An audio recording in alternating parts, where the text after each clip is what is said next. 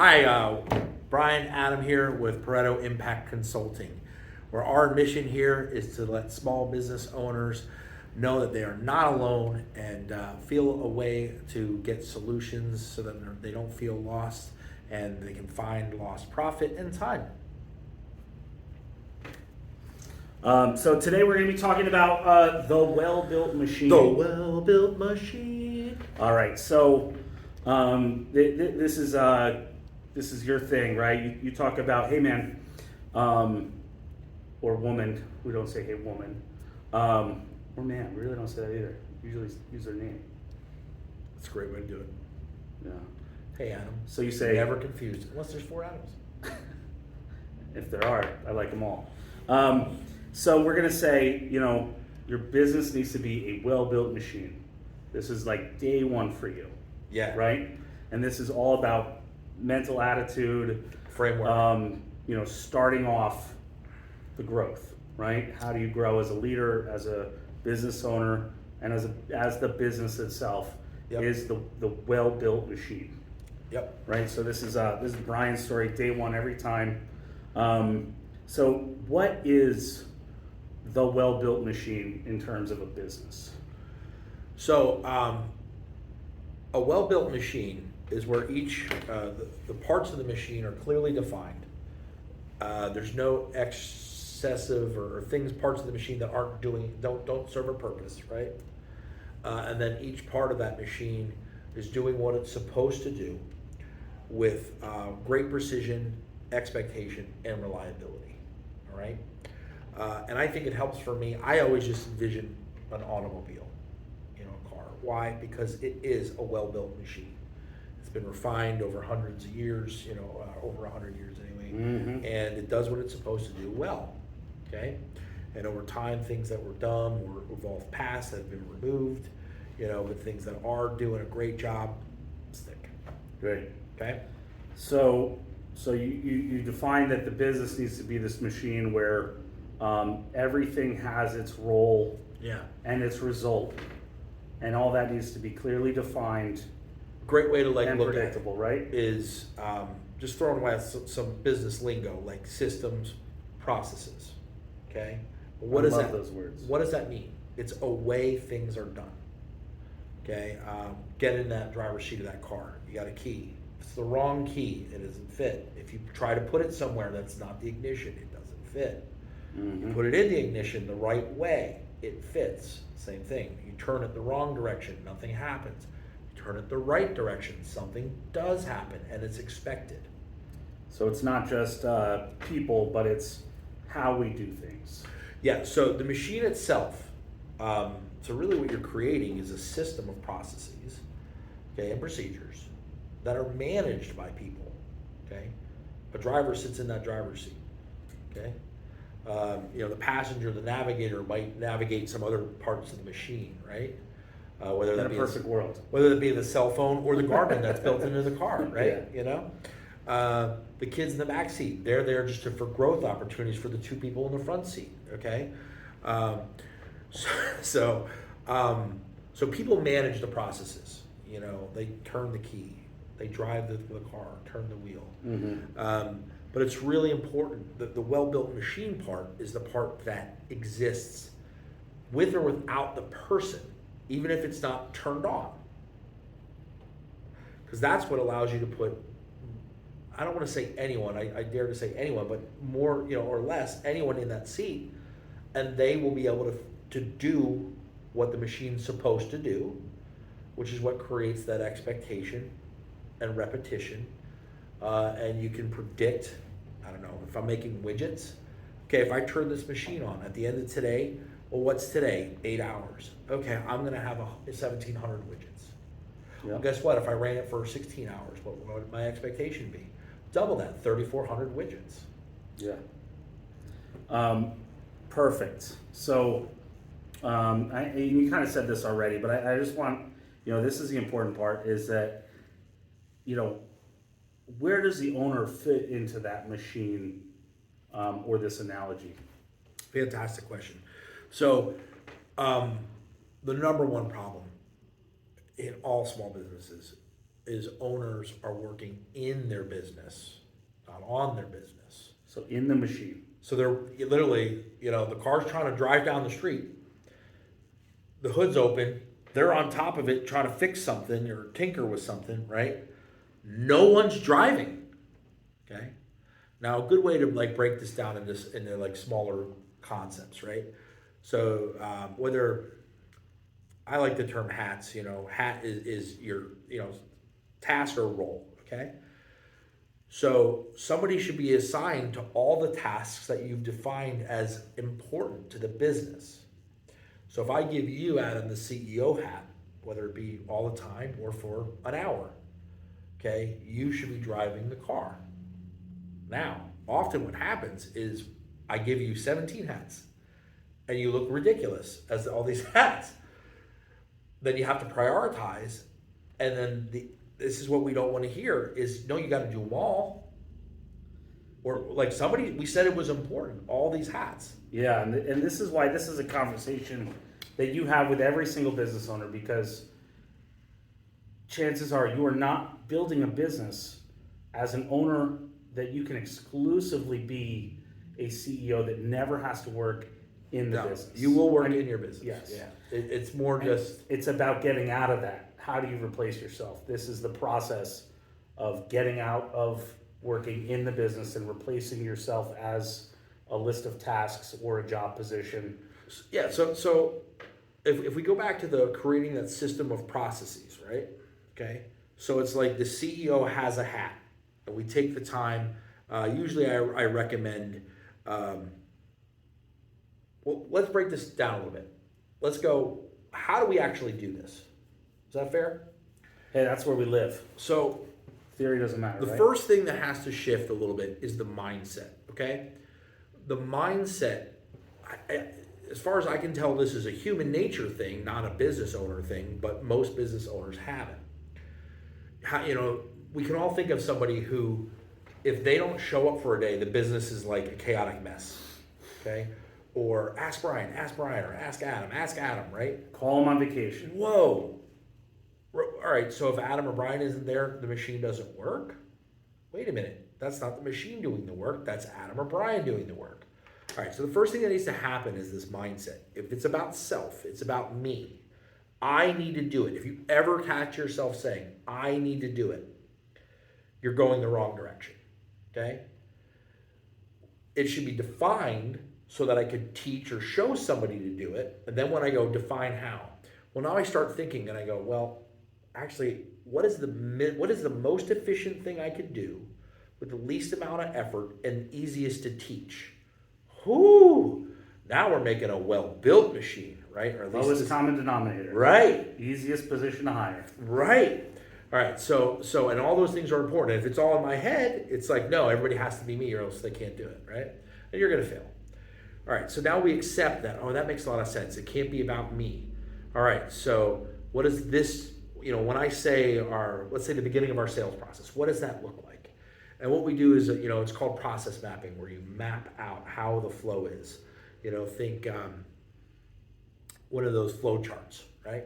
Okay, who's doing what? Who's it? When? If it hits a no, what is it? Where does it go? If it hits a yes, where does it go? Right. Mm-hmm. So you process map things out. Who does what? And you take a moment. If I'm doing this with a client, I'll say, let's slow down here. Is there a better way? This is what you currently do. Are there any good ideas that we've been ignoring? All right. So now we get it. We improve it maybe. Okay, because we don't do that enough. Is go back to something that we've mapped out, right, and see if there's a better way. All right, so now we've got our mindset is that let's define what each hat looks like and what tasks. They don't have to be glued to that hat, but the task is defined. So if I go, you're in charge of A13, and you look up A13, you know what to do. Yeah. Okay. Or you got to run that machine today. Yep. Right. Yep. You got to take care of customers and install today. Right. You got to do sales today. You got to answer phones today. You're in charge of accounts payable and receiving today. Yeah, and the better you can get with there's a part of this at leadership. We're not going to get that into this video, but in leadership, you want to clearly define expectations, which also can be substituted for goals, right? Expectations are a style of goal, right? Mm-hmm. So you want to super, as clearly as possible, and you're still going to be people that don't know. You're never perfect. Why? Because humans interpret differently. but the better you can get, okay? Maybe a simple one. Get here at 7 o'clock. It's pretty simple. Yeah, I mean, it's extremely important for a business owner, right? Absolutely. Because you need them to, while they're in their business, they need to have built the expectations for that task, for that role, for that hat. And they need to follow it. So that when they replace themselves, it's real. Yep. It can actually happen that way. All right, so this is a good time. I want to talk about a few other things. We talked a little bit about process mapping, but there's also a part here in vision planning, which we talked about in a previous video. Creating that vision, long-term vision, values for the company. It's super important that all the humans that you're putting into these seats, okay, have an understanding of that vision. This is what helps them interpret your expectations, okay? When you tell me be here at 7, okay, the bare minimum interpretation of that is shut up and be here at 7, right? Why? Because I told you to. But notice you didn't get buy-in and blah, blah, blah, blah, okay? Whereas if you're like, no, the machine starts at 7, if you're not here to be at that end at 7, in 30 seconds when they start coming out, they're going to start falling on the ground and break. Say maybe it's plates, right? Yeah. You got to kill them making plates or something. All right.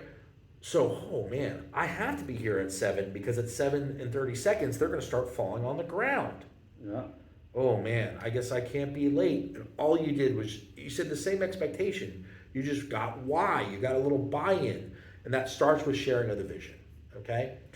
Now bringing it back to that mindset, where I see like all of the failure is just that not understanding that you gotta define, it's expectation, but it's from a different way. It's not in your head. It's taking the expectation out of your head and creating that standard operating procedure. Standard, why? Because it's always done this way. Operating, it's how we do it. Yeah, Procedure, so right? By definition, it's not an SOP if it's not external. Right. If it's Right. in your head, it's You not. get it. Oh, we have an SOP. No, you don't. Nailed it. You got to show it to me. Yep. Right. And then it's reproducible. And the reason is because anybody can show it to anybody, right? And that's what allows you to start switching the hats. Mm-hmm. Okay? And that's where training becomes Yeah. a process. Oh, and you have something to train off of because you're training to your procedures. Yeah. Now, for the small business owner, no one should get panicked here. You want to keep it as simple as possible. Brian, are you telling me that I should spend the next 40 days writing down every single step of every single process or procedure that I have? Absolutely not. What is your best practice for recording or documenting our processes? All right, so you start with your core strip. Your core strip, this could actually be multiplied across profit centers, but you start with your sale, okay? Where does the sale start? All the way through to the collecting money. Why? Because that is the engine running. You can get in a car and the window doesn't work, right? Mm-hmm. But that's a secondary function. The point of the car is to get you from point A to point B. In order to do that, the engine needs to be combusting and moving you forward, at least before electric motors, right? So, it needs to be doing that. Yeah. Okay? So, you process map that. And like back in the day, this was harder.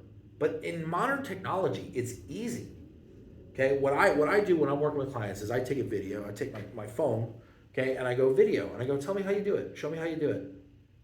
Done. And by the way, so think about it. I didn't even need to do an extra step. I just told you to do your day, but I recorded it in something that wasn't your mind, and now I can show somebody, hey, here, do it like Adam did it. Yeah. Okay, and they might have some questions. Well, they might have to fill it out. And now, like, legitimately, you can get translators. So I can take that video and Transcribers, right? Then that'll transcribe it. So you don't even have to do that. Throw it in a shared folder. yeah, They watch the training video. because at the end of the day, the point is somebody else can do it. Replication, right? Yeah. With precision. So All right. So they've taken the first step towards working on their business, not in it, with the end goal of building a machine that they are in the driver's seat. So they spend some time in the driver's seat doing some process mapping. Then what do they do after that? So the next part here is going to be everybody's favorite part. Is you've got to start tracking some things. Okay, you got to track to see if your machine is running healthy. Think your dashboard on your car. okay, to keep with the analogy here. So you got your speed, it's telling you, or, you know, boom, boom. So if you go too slow or too fast, you get some flags, some information, right? Yeah. Gas is running low. Okay, boom. You know, engine's running hot. You know, random error thing that's been on for 14 weeks. You know, all these things are giving you information. Okay, so this is mostly in the C-suite or that ops manager, but there needs to be some data. You know, literally it's called an executive dashboard. But think that dashboard. There needs to be some data flowing to give you a check and balance that's telling you whether the machine's running well or if it's not doing what it's supposed to do. Okay? And now, usually, it could be a function that part of the machine is broken, but mostly it's the humans that are messing it up.